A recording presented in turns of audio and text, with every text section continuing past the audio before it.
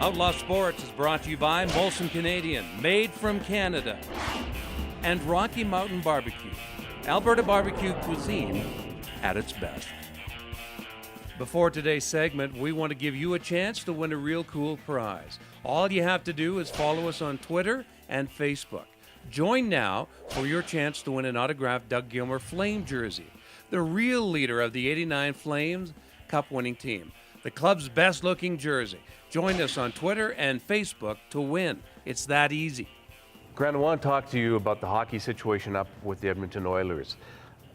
Are they going to pull off the perfect tank job and take a dive and get the #1 draft pick for the third straight year? No one's done that in history, but they're in a position to do that.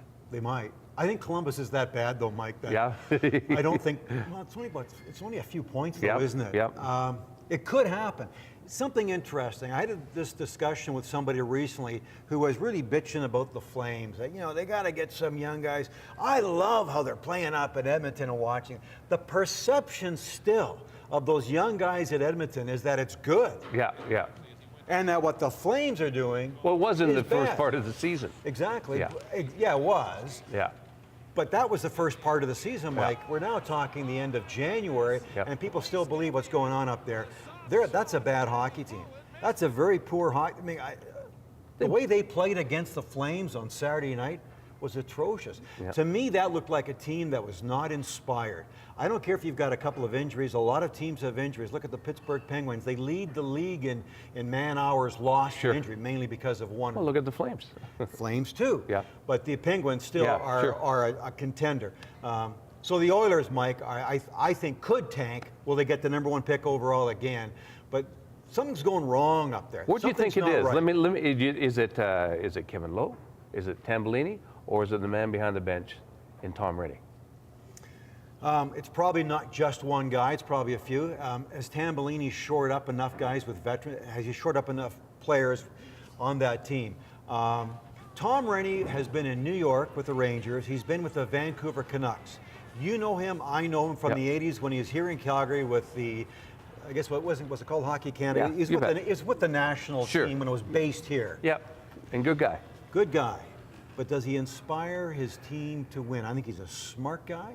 I think he says the right things sometimes. But I don't know, Mike. I'm questioning his environment that he has. We're talking about Bruce Boudreau and Bausma in Pittsburgh, that they create this environment that players respond to and play well. I'm questioning whether Tom Rennie creates that environment for young guys to exceed. But look, Grant, how fast the hockey world turns on coaches. Guy Boucher was heralded as the next genius. They made it to 7 games against the Bruins last year before they got knocked out. Scott Arniel was considered the next hot commodity. And as he said when he got fired. And Ken Hitchcock is never considered good. No. But he comes back. Well, he's always there.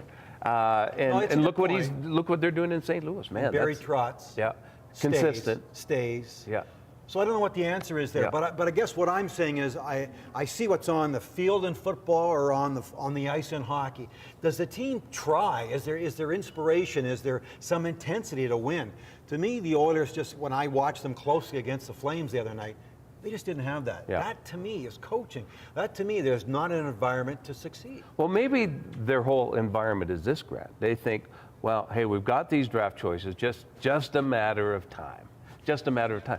But it's not just a matter of time. No. You've got to take those kids and you've got to build leadership and veteran experience in that, or you're just going to have a bunch of young kids that are flying around. Sure, they look pretty, but when you're playing against one line, that's pretty easy to shut down. Right. I'm not trying to compare the LA Kings to the Oilers. The Kings are a much better team. But Darryl Sutter is with LA for a reason. Not that he's a better coach than Terry Murray or guys who preceded him, but he'll light a fire. He'll boot the guys in the butt. Yep. He's doing that. They're having success. To me, on a different scale, that's what the Oilers need. Some kind of coach to light these guys, to light them and reignite them, I guess. As we go into the All-Star break, I wanted to ask you, I'm going to throw 4 names at you and tell me what you think. Malkin from Pittsburgh, Claude Giroux out of Philadelphia, Pavel Datsyuk out of Detroit, and Henrik Lundqvist, the goaltender with the Rangers. 4 names really, that you could look at for walking away with hardware this year? Yeah, well, if you wanted to find a league MVP at this time of year, going to the All-Star break, just past the halfway mark, I wrote down 2 names, Evgeny Malkin and Henrik Lundqvist, the goalie for the Rangers. Those are the 2 guys that impressed me. Malkin looks like he just wants to win. I just love seeing players like that. Where he just wants to excel, wants to succeed. It seems like when Sidney Crosby is not playing, this guy comes. Well, plus the knee injury, up. Grant. And he missed a few games this year. 7 games. 7 games. Yep. He's leading the league right now in points. Where would he be running away with it if he hadn't missed those 7 games with a knee injury? Lundqvist looks so cool in the net, though, Mike. Looks like a goalie of old, just really kind of calm. Doesn't move, doesn't track the puck like a Kiprasov, I guess, but just looks so cool. He's a cool guy. Yeah, guitar player. Not that I'm into cool guys. That kind of sound kind of creepy. Well, that sounded creepy, man. I just really don't want to go there. One final thing, as we go into the All-Star break, are you happy with the way the Flames are looking, or do you just get the sense of this little bit of success they had is kind of pretty much the way the whole season's gone? A little success, tank. Yeah, we've been teased before, haven't we? I like their try, though. I was talking about the inspiration by what coaches have to create that environment. I think Brent Sutter's doing that. If they can just keep that up a little bit more and get some players back, I like the try in the Flames. I talked to a media colleague. He says, Grant, you're still drinking the Kool-Aid, that this is a bad team. They're not built for the future. And I'm saying, wait a second. They never have been a team built for the future. They've always, it's a multi-million-dollar business that succeeds now. The Flames make a lot of money and win and want to win now. And so I'm just enjoying the ride. I like what I see right now. I like the try in the team. I don't think they're gifted enough to go very far in the playoffs. Can they make the playoffs? I think they can. Kind of the same script as we saw last year, basically, without the huge run that they had. Yeah. Flirting with that last spot.